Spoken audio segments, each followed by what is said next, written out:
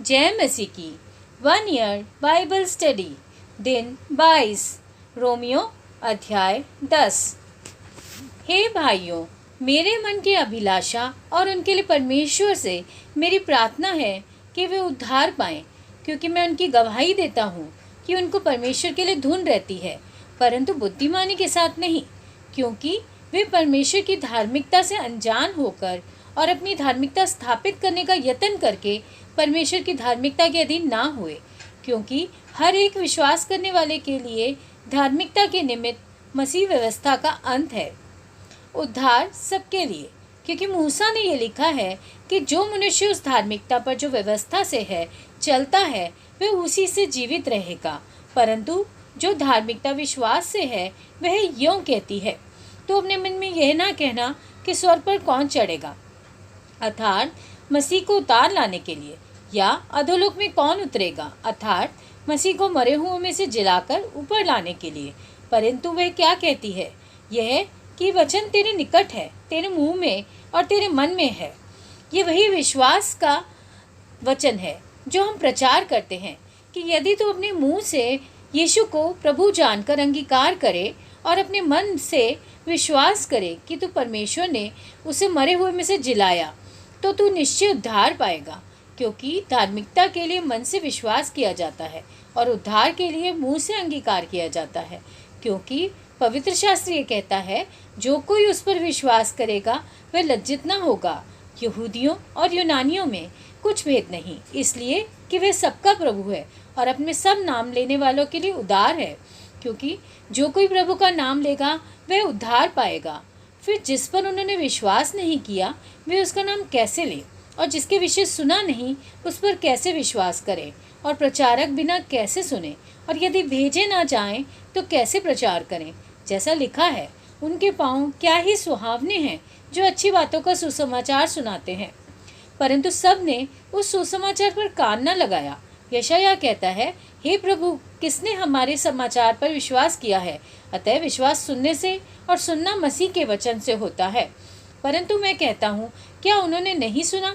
सुना तो अवश्य है, क्योंकि लिखा है, उनके स्वर सारी पृथ्वी पर और उनके वचन जगत की छोर तक पहुँच गए हैं। मैं फिर कहता हूँ, क्या इजरायली नहीं जानते थे? पहले तो मूसा कहता है, मैं उनके द्वारा जो जाति नहीं तुम्हारे मन में जलन उपजाऊंगा, मैं एक मूढ़ जाति के द्वारा तुम्हें रीस दिलाऊंगा। फिर यशायाह बड़े हियाव के साथ कहता है, जो मुझे नहीं ढूंढते थे उन्होंने मुझे पा लिया, और जो मुझे पूछते भी न थे उन पर मैं प्रकट हो गया। परंतु इज़राइल के विषय में वह ये कहता है, मैं सारा दिन अपने हाथ एक आज्ञा ना मानने वाली और विवाद करने वाली प्रजा की ओर पसारे रहा। आमीन। भजन संहिता अध्याय 11। परमेश्वर पर भरोसा। मेरा भरोसा परमेश्वर पर है। तुम कैसे मेरे प्राण से कह सकते हो, पक्षी के समान अपने पहाड़ पर उड़ जा? क्योंकि देखो, दुष्ट अपने धनुष चढ़ाते हैं और अपने तीर धनुष की डोरी पर रखते हैं कि सीधे मन वालों पर अंधियारे में तीर चलाएं। यदि नींवें ढा दी जाएं तो धर्मी क्या कर सकता है? परमेश्वर अपने पवित्र भवन में है, परमेश्वर का सिंहासन स्वर्ग में है। उसकी आंखें मनुष्य की संतान को नित्य देखती रहती हैं और उसकी पलकें उनको जांचती हैं। यहोवा धर्मी को परखता है, परंतु वह उनसे जो दुष्ट हैं और उपद्रव से प्रीति रखते हैं अपनी आत्मा में घृणा करता है। वह दुष्टों पर फंदे बरसाएगा, आग और गंधक और प्रचंड लू उनके कटोरों में बांट दी जाएगी। क्योंकि यहोवा धर्मी है, वह धर्म ही के कामों से प्रसन्न रहता है। धर्मी जन उसका दर्शन पाएंगे। आमीन। पहला शमूएल अध्याय 11। शाऊल की अम्मोनियों पर विजय। तब अम्मोनी नहाश ने चढ़ाई करके गिलाद के याबेश के विरुद्ध छावनी डाली, और याबेश के सब पुरुषों ने नहाश से कहा, हमसे वाचा बांध और हम तेरी अधीनता मान लेंगे। अम्मोनी नहाश ने उनसे कहा, मैं तुमसे वाचा इस शर्त पर बांधूंगा कि मैं तुम सबों की दाहिनी आंखें फोड़कर इसे सारे इज़राइल की नामधराई का कारण दूं। याबेश के वृद्ध लोगों ने उससे कहा, हमें 7 दिन का अवसर दे, तब तक हम इज़राइल के सारे देश में दूत भेजेंगे, और यदि हमको कोई बचाने वाला ना मिलेगा तो हम तेरे ही पास निकल आएंगे। दूतों ने शाऊल वाले गिबा में आकर लोगों को ये संदेश सुनाया, और सब लोग चिल्ला चिल्लाकर रोने लगे। शाऊल बैलों के पीछे पीछे मैदान में चला आता था और शाऊल ने पूछा, लोगों की क्या हुआ कि वे रोते हैं? उन्होंने याबेश के लोगों का संदेश उसे सुनाया।